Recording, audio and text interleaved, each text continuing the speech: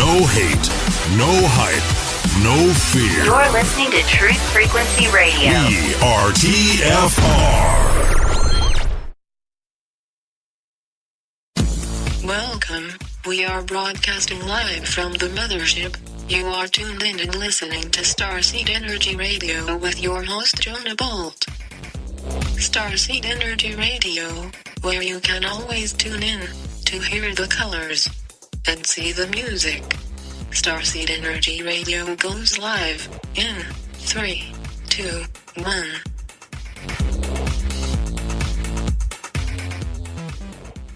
All right, what's up, Spaceship Earth? Thanks for tuning in. You are now receiving a live transmission from Starseed Radio, where you could always tune in to hear the colors and see the music. I'm your host, Jonah Bolt, the Octurian Starseed, and today is Thursday, October 29th, 2015. We have Halloween coming up this weekend. We are broadcasting live from Boca Raton, Florida. We're heading back to Costa Rica on Saturday for a week, and then we'll be back in the States. So we'll be broadcasting from a couple different places on location in Costa Rica. So pura vida to all the Costa Rican supporters out there. Also, check out StarseedRadio.com for the latest news and updates. We're always posting up new articles. Also, check out StarseedTechnologies.com if you haven't gotten our free piece of Elite Shungite. It's an amazing quantum healing stone. Please give us a call, toll-free, 888-400-2328. Or you can fill out the form on the website. Just check out StarseedTechnologies.com. There's a form on the left. Fill it out, and one of us will get back to you as soon as possible. Also, we've been talking a lot about gold and what's happening in the gold realm of this new gold saving system and currency exchange system, which is pretty amazing. I just learned an amazing fact about gold last night that I had no clue. So if you're interested in getting a gold-backed free savings account or buying gold in small increments, check out starseedgold.com.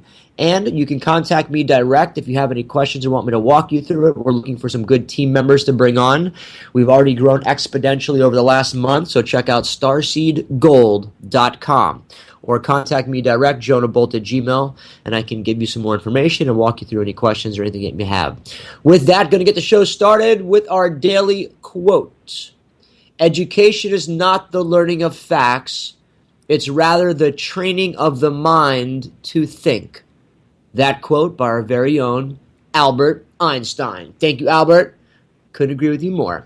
With that, we're going to jump to the daily download. We're joined by our very own Ryan Matthew Dernick from bellwetherpost.com. Please check out Ryan's blog. He's always putting up good articles, always staying on top of the latest news and headlines, and always being fair, just, and balanced with the news, which is why I love having Ryan on the show. And he's been with us for over a few years now.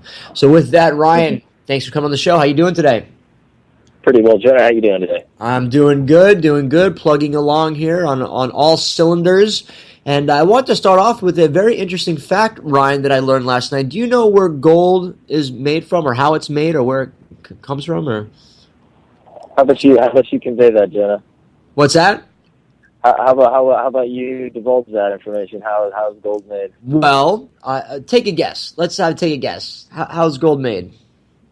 Well, gold and all minerals are created under intense pressure over millions of years, so that's really how. And then they extract them by mining them, essentially. But you can also make gold in a lab as well. That is true. We're talking about monatomic elements and monatomic gold, but gold, from what Discovery Channel and what mainstream and most scientists have said, and I've watched a couple documentaries last night, is from outer space. Gold is not made on the planet. Neither is silver and palladium and platinum. They're actually from exploding stars, which is why those minerals are only found within the mile-deep crust around the planet. They don't go more than a mile. You don't find gold more than a mile, which means... that's true, because you go back to the Hadean period in the Earth's early history when it was being formed. The Hadean period, if people break that down, has to stand for Hades. It was hell on Earth, literally, because it was a great bombardment era when the Earth was being bombarded by asteroids and comets, and that's really what lays attributable to that. Yes. And why a lot of the minerals are on the planet, and the fact that why over time of that great bombardment era that you did eventually have a hospitable planet which was conducive to multicellular life.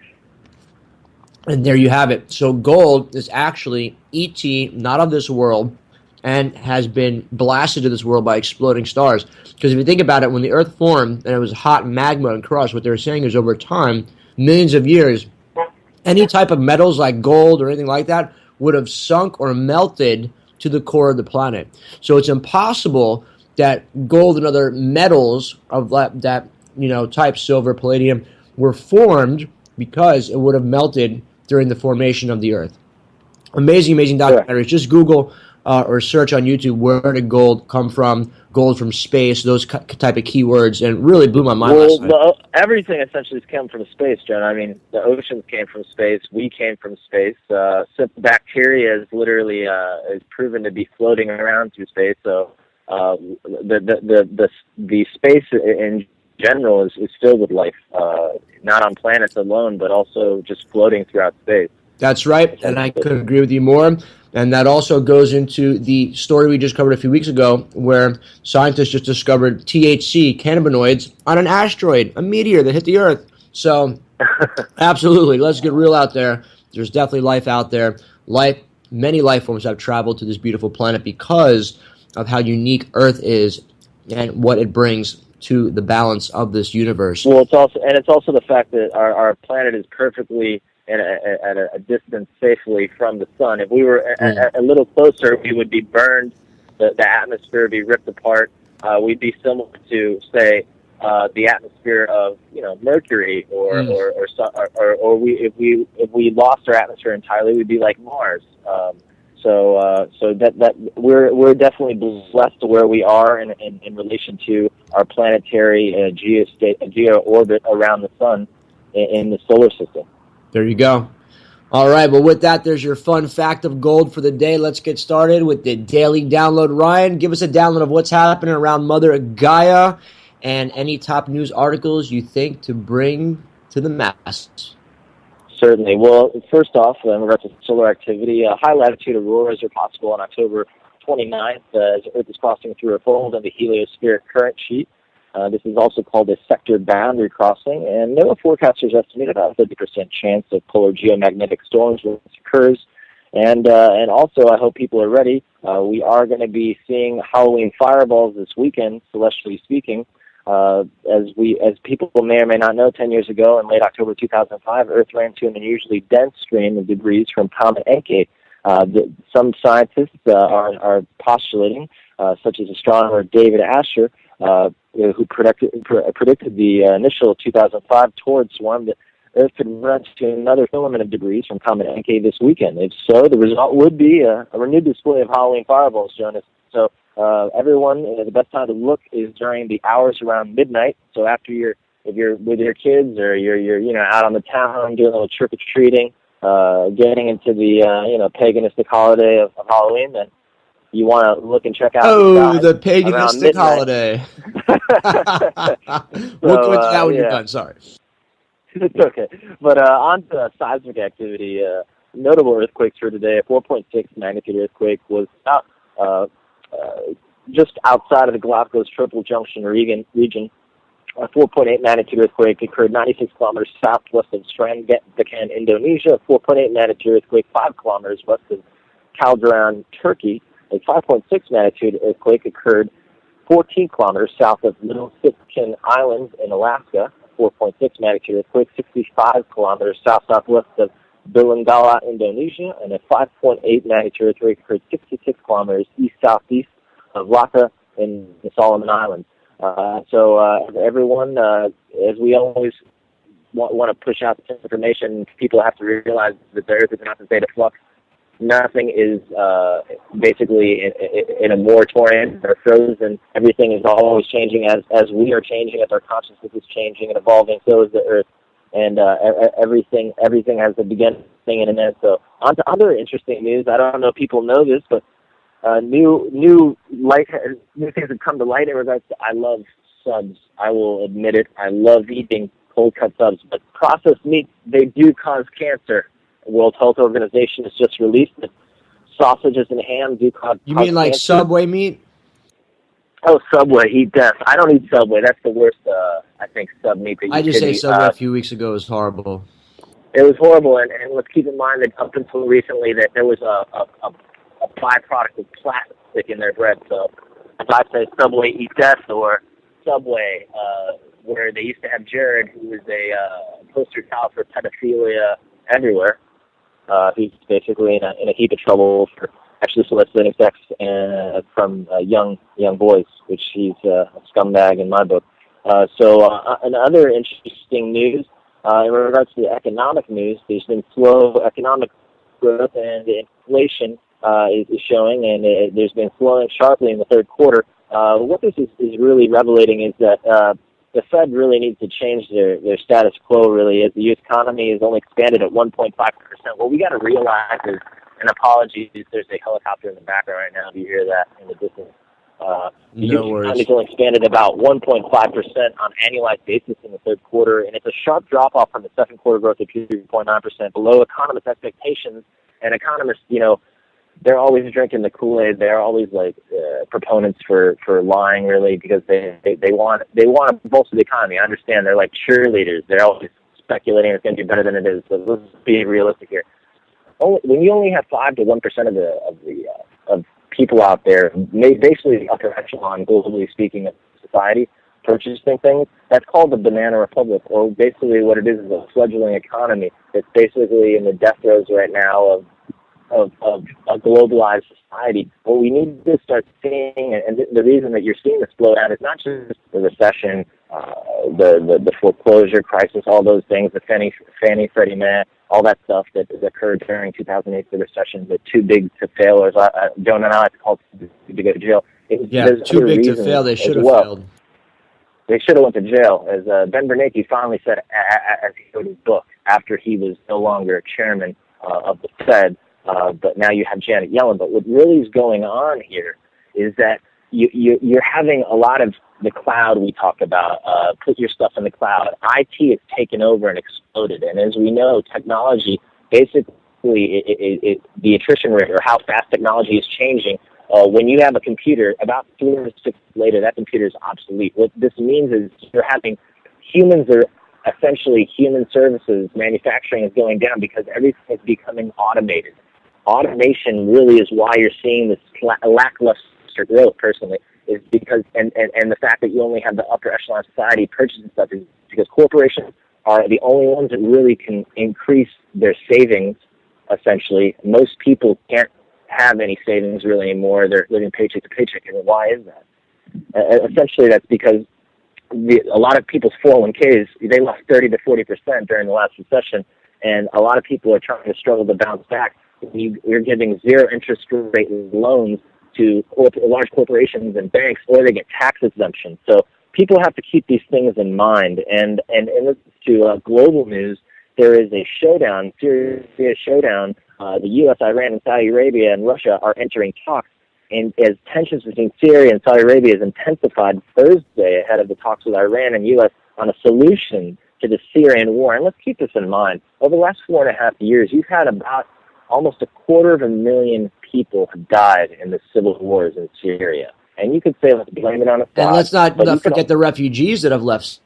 Oh, not only that, I know that everyone's thinking Germany and they're really they're very hospitable. They want these people coming in, but unfortunately now new news has come out. Austria is building a fence along parts of the border with Slovenia, and they're strong critics of building the fences to keep out the refugees and the migrants, announcing plans Wednesday to erect barriers along parts of its own border. Instead, the move is meant solely to bring order into the flow of people entering the country, because people are literally migrating all the way from Afghanistan. Okay, so you have this is basically a maelstrom, a firestorm, if you will, of people just invading these countries because they're looking for what?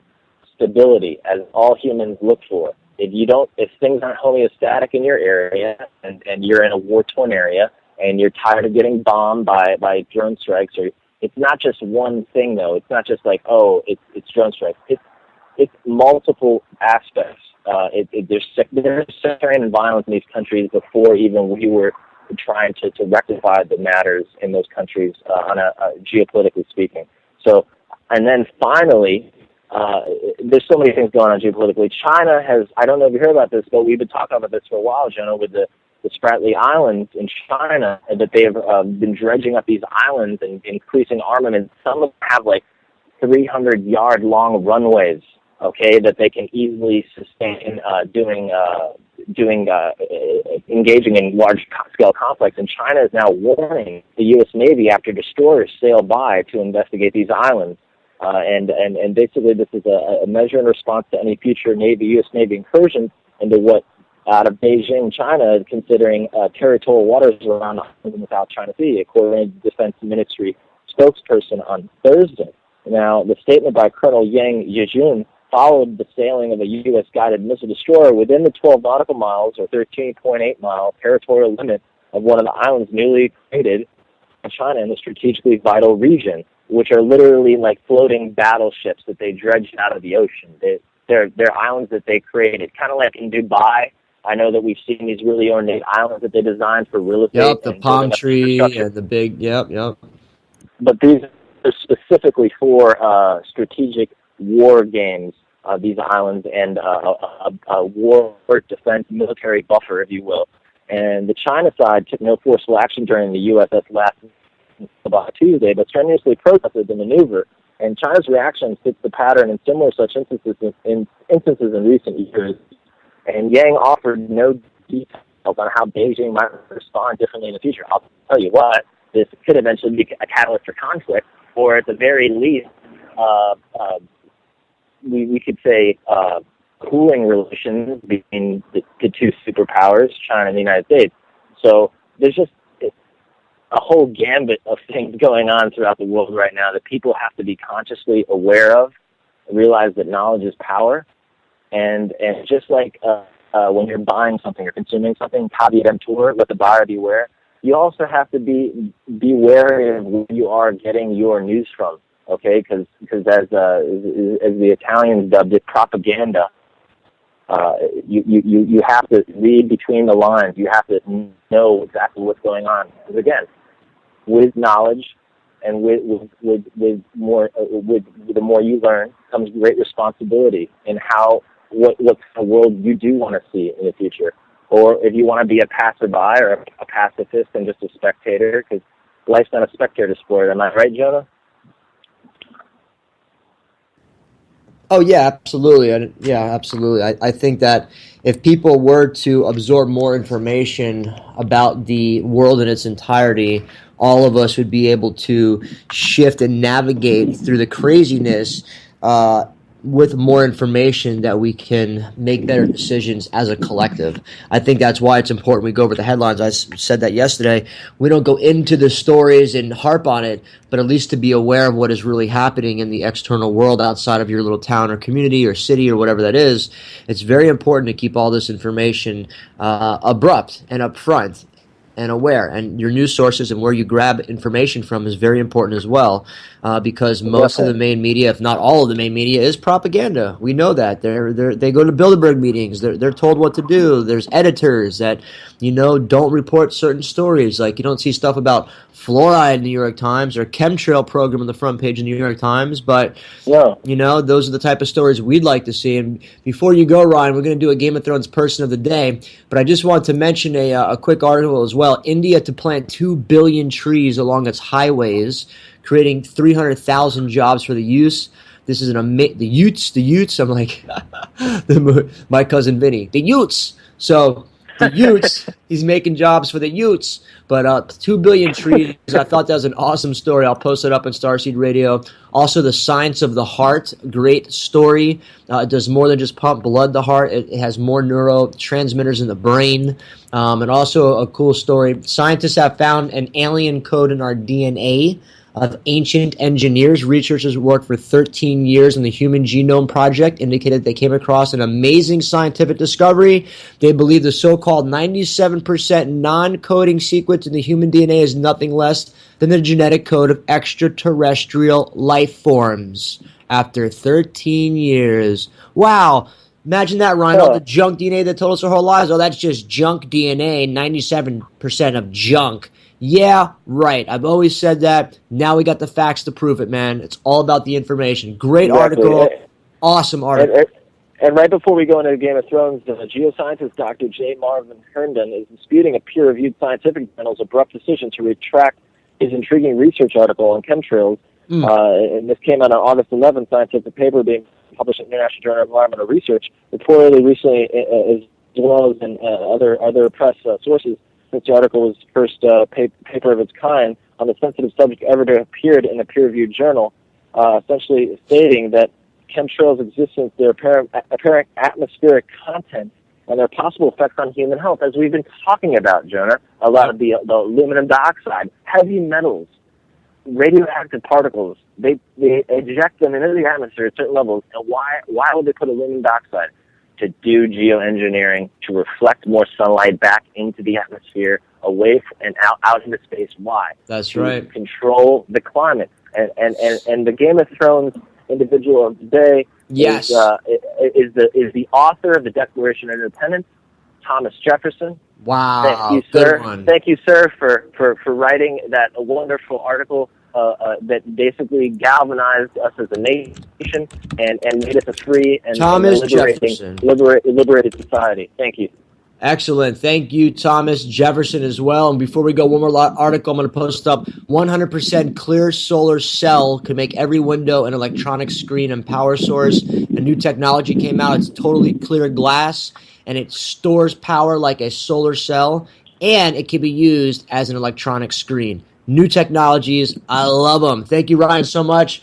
BellwetherPost.com is the site to check out Ryan's feed, as well as Starseed Radio. We got his Twitter feed up there. As always, Ryan, you do amazing work reporting the real news. Thank you so much. Enjoy your day, sir. You the same, sir. Thank you. You got it. And with that, we're going to jump to our next guest of this show. We have our very own Edward Twitchall Hall III, better known as Ted. He is an advocate for truth, not just here in the U.S., but all over the planet. A huge advocate for the Native American voice, which I believe should be the loudest voice out there when it has to do with anything, because this is their land, this was their land, and they knew how to treat this land, this great country of America, and live in respect and honor and oneness with the land. And that's what we have to get back to, which is why I love Ted and his initiatives and having him on the show. With that, Ted, thank you for joining us. How are you? I'm wonderful, Jonah. How are you? Doing great, Star Brother. Thank you so much for coming on again. And, lots going on, as you heard from the news with Ryan, always, things happening around the world. But I'd like to maybe get a couple updates from you, if you would, Ted, on some developments over the last few weeks. What's some of the news you've heard? And maybe you can give us a little download on some updates on information you've heard over the last few weeks. Well, one thing that came through on my radar was a lot of people pushing on this road to Paris, and which is this big climate gathering in Paris right now. So there are these just groups all over the country who have been coming together to talk about global warming, and they asked me to speak on it actually in the Hudson Valley, and it was a really interesting gathering because you have it's sort of an important piece for, I'd say, like spiritually like focused people who have faith, to have their voice in it, because as your friend just said, this geoengineering system is like part of the last gasp of breath of the same thing that caused the climate catastrophe we're trying to get a handle on. So this road to Paris is kind of an awesome opportunity to kind of look around for climate groups and to just spend an evening or an afternoon with them while they get their local communities galvanized and talk about local solutions. So those should be happening all around the country. People who are getting ready for this road to Paris. It's like an international gathering, like UN-based system. And it's it's hard to even try to research any of this stuff because we know that there's like what sovereignty any nations have right now is so dubious, and so this is a very good space for people to connect with others who want to have solutions come to mind, but they might not realize the big picture that you help to bring to people's sort of right in front of their eyes through the show. Absolutely. Yeah. Thank you for that. And again, people, we go back to staying informed. Even if the information may not be your cup of tea, or you don't care about politics, or you don't care about Native Americans, or this is, whatever it is, it's time to really just open up your mind and senses to absorbing all information, because everything has its place. Everything is a piece to the puzzle. And the more you can absorb and understand and digest, just the more aware you're going to be, the more conscious you're going to be of your surroundings. It's like, going to community and town hall meetings. People don't do that anymore. Why? People are lazy. They don't want to get out of bed. They want to watch TV. They don't want to communicate with people. People don't meet their neighbors anymore. When someone moves in the neighborhood, people used to bring like baskets of fruit and honey and welcome to the neighborhood, and like things like that don't happen anymore. It's bringing back community, bringing back the unity, and where it starts is being aware of your surroundings and the information and what's happening. And that's what we're all doing in our own ways, is bringing back old information, ancient teachings, ceremony, hidden stuff, secret stuff. It's the time of information where it's coming back and circulating, and that's what we're all playing part in, and that's very exciting, because maybe the information is valid or not. It's for you to research and figure it out. So with that, hang on, Ted. We're going to take a quick commercial break, and when we get back, I want to jump into some more Native American history and teachings and ceremonies regarding some of the events and projects that have happened. So hang on right there. We'll be right back.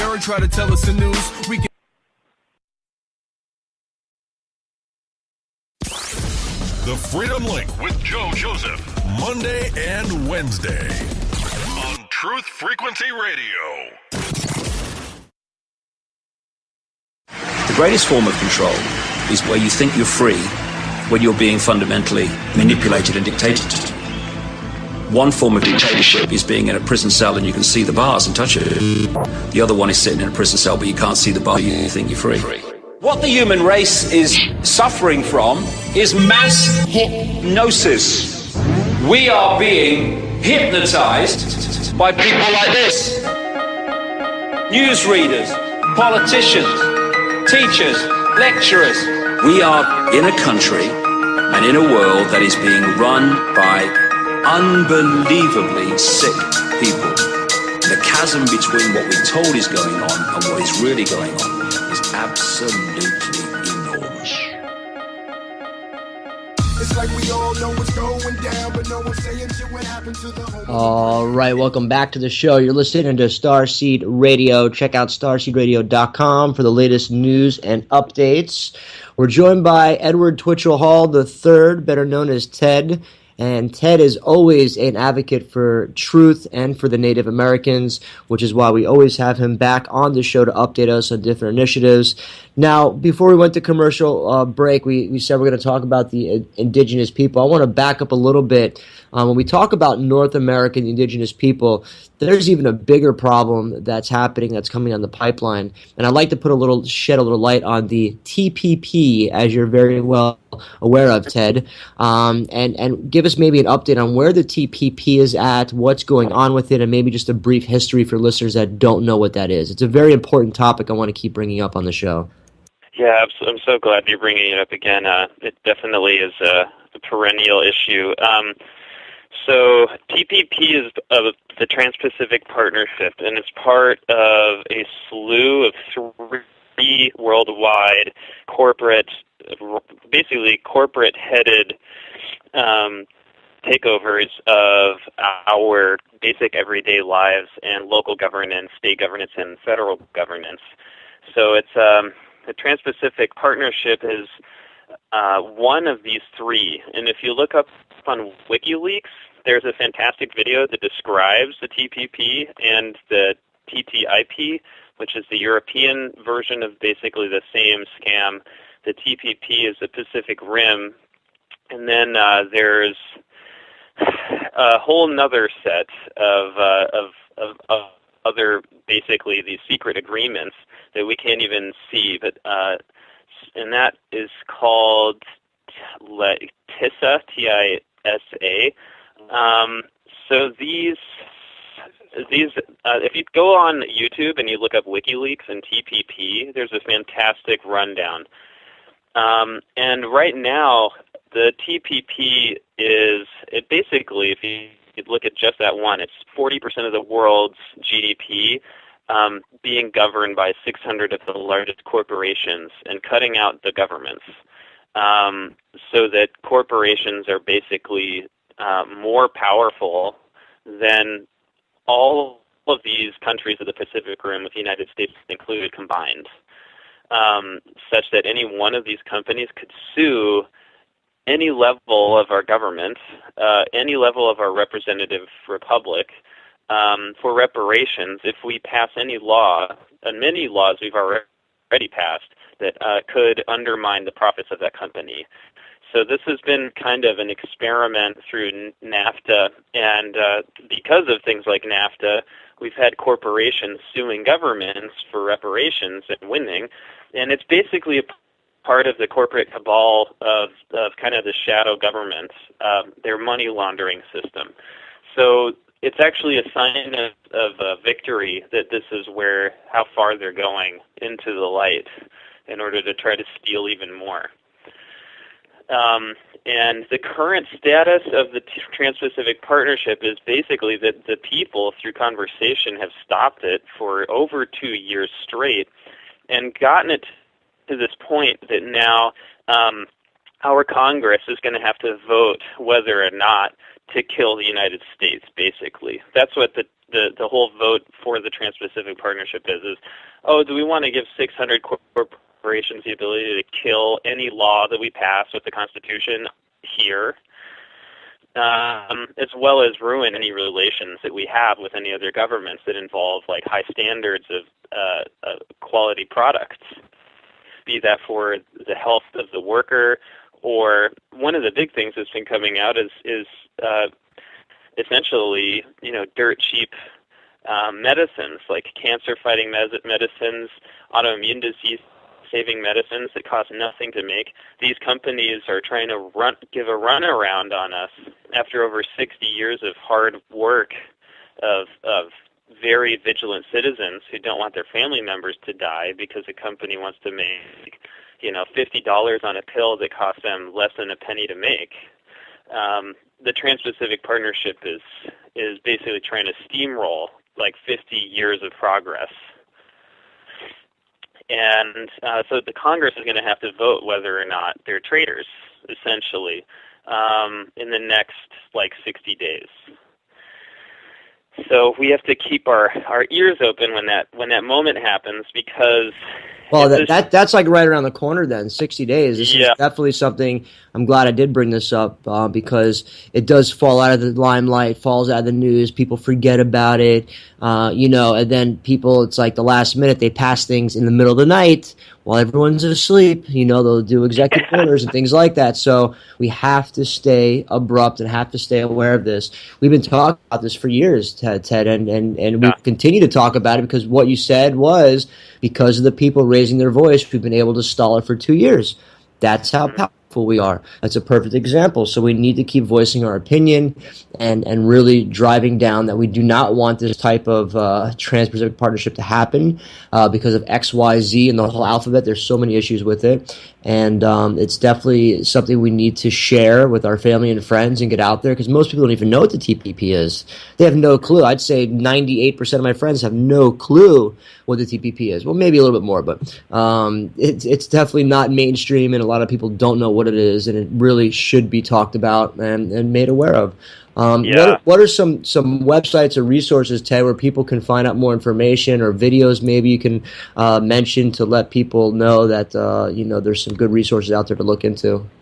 The best one I'd say is look up WikiLeaks and TPP on YouTube and share that one. And then another I recommend is Expose the TPP. If you look up Expose the TPP or Flush the TPP, These are all very good campaigns.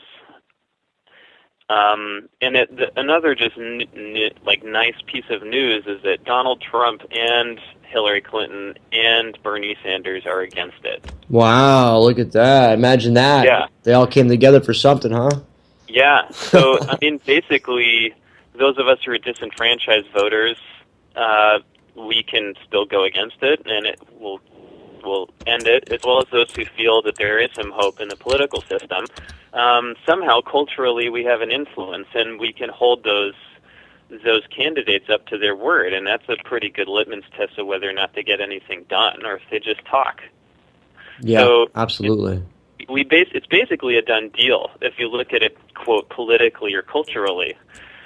So when the biggest thing I'd say that's like our biggest problem is like people who are in this fight, or who are in this struggle to avert such a crazy notion of a trade scam, is the thoughts of like, oh, this sucks. It's more like, no, we're gonna knock this thing out. Like just knock it out. Like it's a done deal. So that's our biggest threat, is our own minds and thinking that we can't do this. That's right, absolutely. And you said it best, the people put it off for 2 years, and that has prompted the Congress and other people not to move forward with it, to look into it more. Now, as you said, 3 presidential candidates are all opposing it. That's huge in itself, to just have all them, agree on that. So let's jump a little bit back to the Native American part to all this.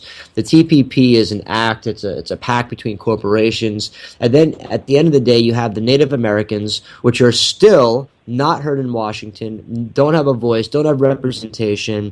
Where do we go from there, Ted? Let's dive a little bit into the Native American issue. Where do we go? How do we think? How do you feel? How do you think we can resolve getting representation for Native Americans in Washington? How do we move to involving Native Americans in our everyday, policy makings and things like that? Because right now they're totally exempt. They have no representation in Washington. They don't have anything like that.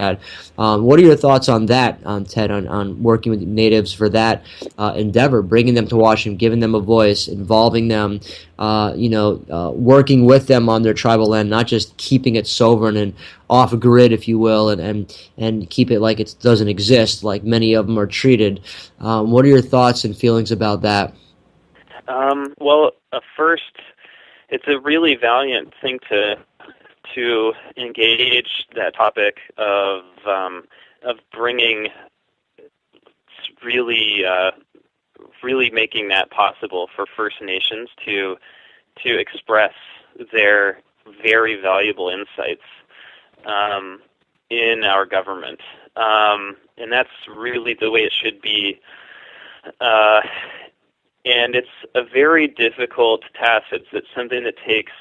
There's a fantastic quote that I'm going to find, because at the root of all of this is we get into international policy in our government and kind of why our country is formed the way it is, because this has to do with international relations. It's not truly a domestic relation. And when we look at that, that's through the Haudenosaunee or the Iroquois, that's completely visible.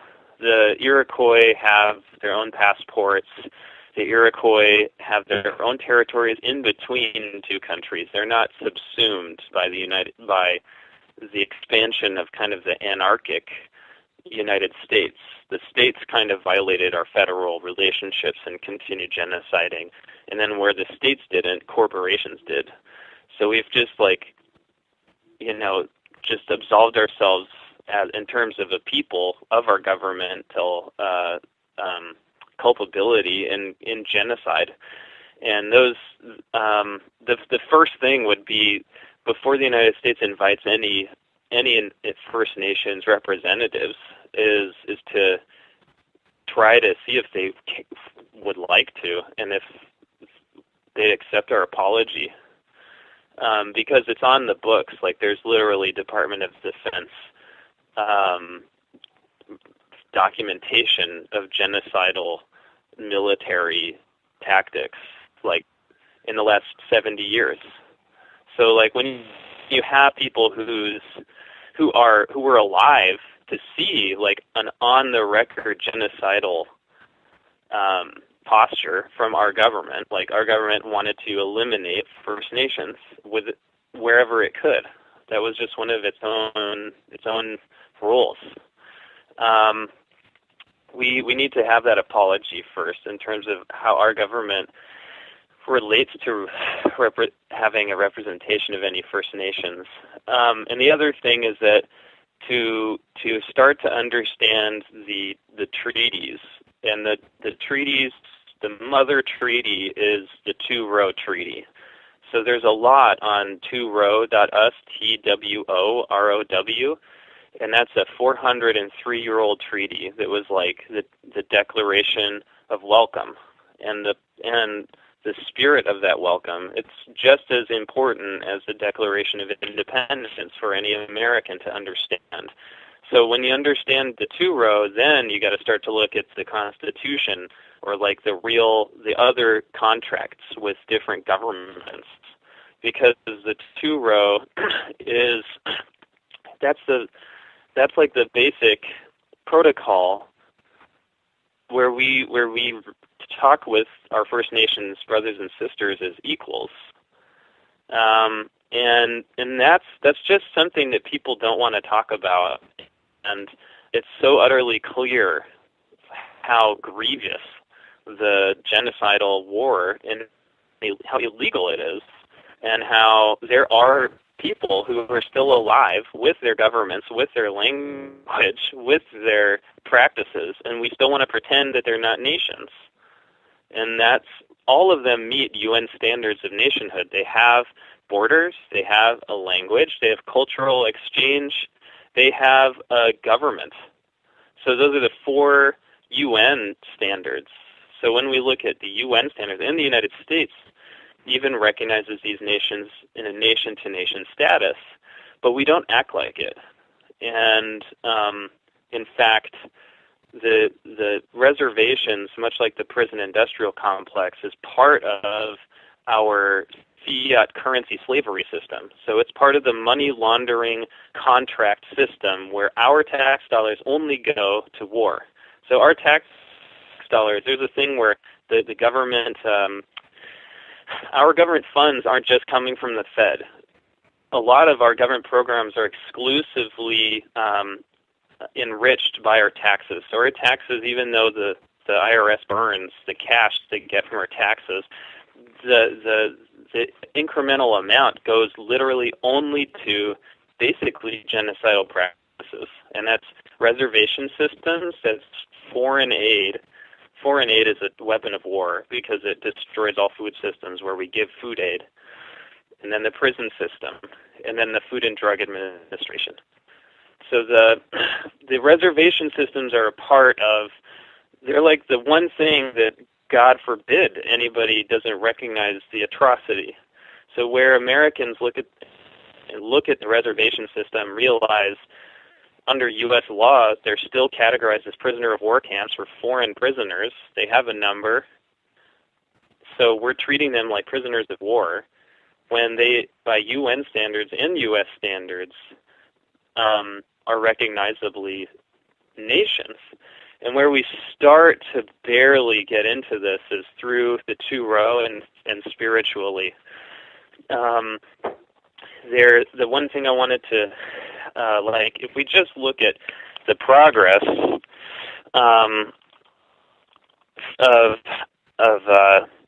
after the Civil War of liberating the slaves and this atrocity of slavery, and then segregation, and then just the pure bigotry and racism we still have to face as a country, and where we are now, that the atrocity of the slavery is, we've been dealing with that heavily as a country for over 100 years. Since the Civil War, we've been dealing with that to such a degree of self-sacrifice, and this is where we are right now. Like, we're not in a good position in terms of actually progressing spiritually in recognizing our common humanity with our black brothers. At least being white, I'm just speaking that way because that's the construct that we're getting through in order to evolve. And we still haven't even gotten through that, Ted. There's still checks and balances going on, and black people, white people, don't say black, don't say white. It's we still have that going on, and that's not even touching on the Native American issue. So I agree on that. It's yeah. And so we're just starting to, and I think one of the big things, like in origami, like you do some of the first folds really well, or else the whole thing is messed up. And that's where, again, there's a protocol, there's a history, there are treaties. These are really important, helpful, like they have to be part of that. The only way that I know that we have to be united as Americans when we work with First Nations, and we have to know the protocol of that relation, and it starts with the two-row. The two-row treaty, which states that it was the will of God that we go down the river of life together as equals, united by peace and friendship forever. And that's a common agreement that's on the books in Europe, and the treaty is still, like, the physical object of that treaty is still existing here in New York State, in the Haudenosaunee territory of the Onondaga Nation. So that's the reference. That's a living document. That's a living law of the land. And as we as a people start to come together and recognize, yeah, it is God's will that we're to go down the river of life together as equals, united by peace and friendship forever. That's where there is a common understanding. We can start to communicate with our First Nations friends and start to understand how these other treaties relate in terms of, and we are going to start to understand what a nation is through that, because Americans still have to own up to the fact that we have a responsibility as a country to ourselves, to our Constitution, to our divine destiny, to our relationship to all the other nations in the world, not as a big bully, as an equal. Absolutely. Thank you for that, Ted. And I think also, a note I'd like to end on is maybe some ways that we can all help and take part in raising the awareness. I know you're involved with many different Native American initiatives, so maybe over the next 5 minutes, give us a breakdown of some initiatives to raise awareness about. I know you mentioned one already, but there's many other ones you've taken part in, just to give people a reference of some other type of initiatives that people can read about, research, and possibly get involved in to help out. Yeah, tworow.us, the TWOROW.us. That's the base for America, for all of us who are Americans. The other initiatives that I have a great respect for, there's the 13 Indigenous Grandmothers, the 13 Indigenous International Grandmothers Council. You can look that up online. And then another very, very important group is the Kogi. If you look up Aluna is a film, and you can find it online and watch it. And that's filmed by Kogi, and the Kogi I was very, very lucky to meet them in the first public meeting of the Kogi in Colombia, a meeting where anybody who had internet and found the message could come and meet them. And they have a message that's very powerful about how we're, like, the physical reality of our union as an organism in the world, and how we can understand, like, the very smallest things are going to have a large impact in entire ecosystems.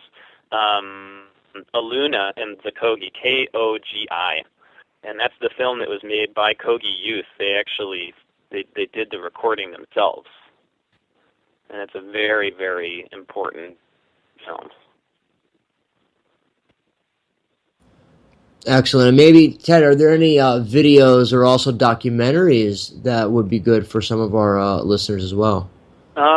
The Kogi had an early one that was online called Elder Brothers Warning. The Elder Brothers Warning. It was on like a very old version of Google Video before they took on YouTube. That documentary is excellent. That's by the BBC. And that's and then the rest, I'd say, like, really just connect to their First Nations people around. Like, just go to powwows. You know, they're all around, and just make friends. And I'd say be wary of like getting involved in anything political, because we really have a lot to work on in terms of like our social and spiritual ability and capacity before we get into any type of complex thing. Yeah, I'm glad you said that, Ted, because really what you're saying is get to know the people first. Sit down and get to know them. Everyone's so quick to jump into policies and this and that, but it's like, go check them out, hang out with them, talk to them, connect with them. Just don't jump into anything because, it's not about that. It's about synergizing, getting along, coming together, meeting your fellow brothers and sisters. And then that will naturally escalate into a relationship of whatever it's meant to be by just the natural law. And that's really what it should. So thank you for saying that. Oh, yeah, for sure, man. And where we do come together systematically is with the 2 row. And then there's other treaties south of there, which my family carry a great amount of history with the Pueblos, with the southwestern nations. On the west coast, I'm very unfamiliar with their treaty protocol, but most of the problems came from the east, and that's where the 2 row is. And the 2 row is like that's where we all agreed. The 2 continents agreed, and that's where, without that being honored, there's a whole set of other steps that there's even more advancement that goes even farther than the 2 row. But we, as a whole nation of Americans, need to honor that 2 row in order to like get beyond any other. That's just dealing with one of the 150 nations. But the Haudenosaunee, they're the doorkeepers for our positive relationships with any other nation. So if we don't honor the doorkeepers, we have no right, actually, except in violation of protocol, to engage politically or economically with any other group. Wow. That I did not know. Yeah, I've been learning it, and it's like, it's all oral, but that was from Tanya Ganiela Frischner. She represented the First Nations of America to the UN for 20 years. So she was the representative of the Native American people of America for 20 years at the top. And then because I was very concerned about what was happening with other initiatives. I've seen people really fanning the flames of retribution in its circles, and want to be this unhealthy helper, and they really get off on the conflict and trying to be peacemakers by creating conflict. Right. So they don't understand this history. And there's the music tab. We're unfortunately out of time. But as always, thank you, Star Brother, for coming on, spreading truth, spreading awareness. You can follow Ted, Edward Twitchall on Facebook, on Twitter, Google him. He's always out there. If you want to connect with him, reach out. He's there and available to help out, be of service. Thank you so much. Story we just covered a few weeks ago where scientists just discovered THC cannabinoids on an asteroid, a meteor that hit the Earth. So, absolutely, let's get real out there. There's definitely life out there.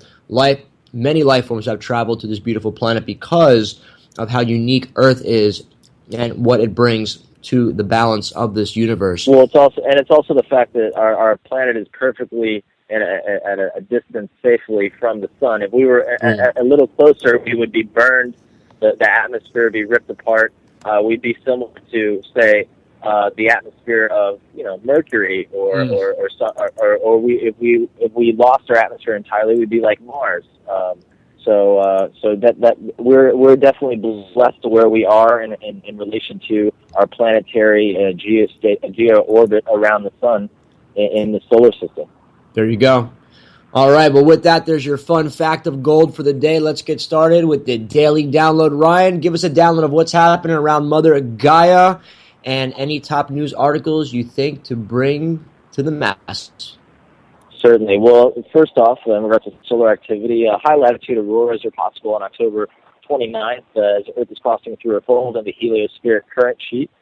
This is also called a sector boundary crossing, and NOAA forecasters estimate about a 30% chance of polar geomagnetic storms when this occurs. And also, I hope people are ready. We are going to be seeing Halloween fireballs this weekend, celestially speaking. As people may or may not know, 10 years ago, in late October 2005, Earth ran into an unusually dense stream of debris from Comet Encke. Some scientists are postulating, such as astronomer David Asher, who predicted the initial 2005 torrid swarm, that Earth could run into another filament of debris from Comet Encke this weekend. If so, the result would be a renewed display of Halloween fireballs, Jonas. So everyone, the best time to look. Fact about gold last night that I had no clue. So if you're interested in getting a gold-backed free savings account or buying gold in small increments, check out starseedgold.com. And you can contact me direct if you have any questions or want me to walk you through it. We're looking for some good team members to bring on. We've already grown exponentially over the last month, so check out starseedgold.com. Or contact me direct, jonabolt@gmail.com, and I can give you some more information and walk you through any questions or anything that you have. With that, going to get the show started with our daily quote. Education is not the learning of facts. It's rather the training of the mind to think. That quote by our very own Albert Einstein. Thank you, Albert. Couldn't agree with you more.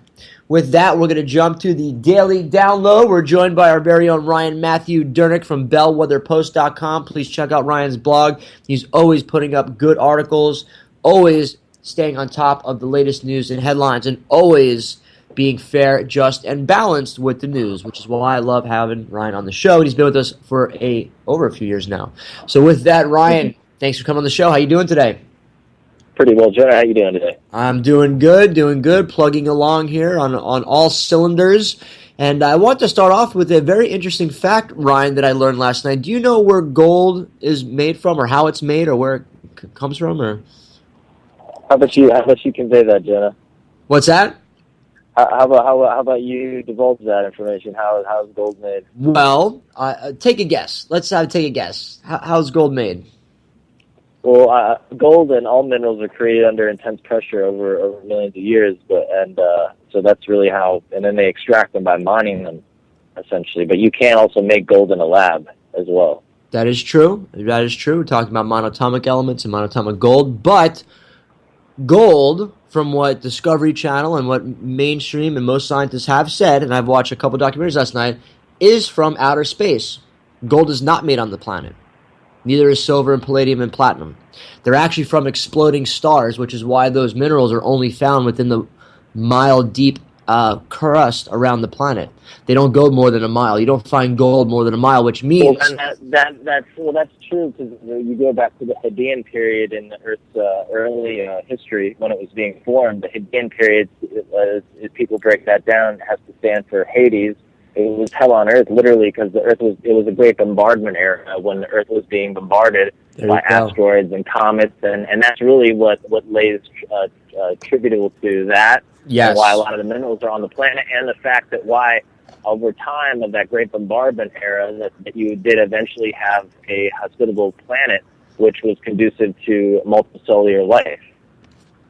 And there you have it. So gold is actually ET, not of this world, and has been blasted to this world by exploding stars. Because if you think about it, when the Earth formed and it was hot magma and crust, what they were saying is over time, millions of years, any type of metals like gold or anything like that would have sunk or melted to the core of the planet. So it's impossible that gold and other metals of that type, silver, palladium, were formed because it would have melted during the formation of the Earth. Amazing documentaries. Just Google or search on YouTube where did gold come from, gold from space, those type of keywords, and it really blew my mind last night. Well, everything essentially came from space, John. I mean, the oceans came from space. We came from space. Bacteria is literally is proven to be floating around through space. So the space in general is filled with life, not on planets alone, but also just floating throughout space. That's right, and I couldn't agree with you more. And that also goes into the No hate, no hype, no fear. You're listening to Truth Frequency Radio. We are TFR. Welcome. We are broadcasting live from the mothership. You are tuned in and listening to Starseed Energy Radio with your host, Jonah Bolt. Starseed Energy Radio, where you can always tune in to hear the colors and see the music. Starseed Energy Radio goes live in 3, 2, 1.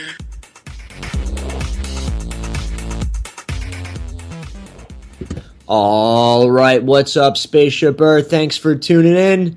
You are now receiving a live transmission from Starseed Radio, where you could always tune in to hear the colors and see the music. I'm your host, Jonah Bolt, the Octurian Starseed, and today is Thursday, October 29th, 2015. We have Halloween coming up this weekend.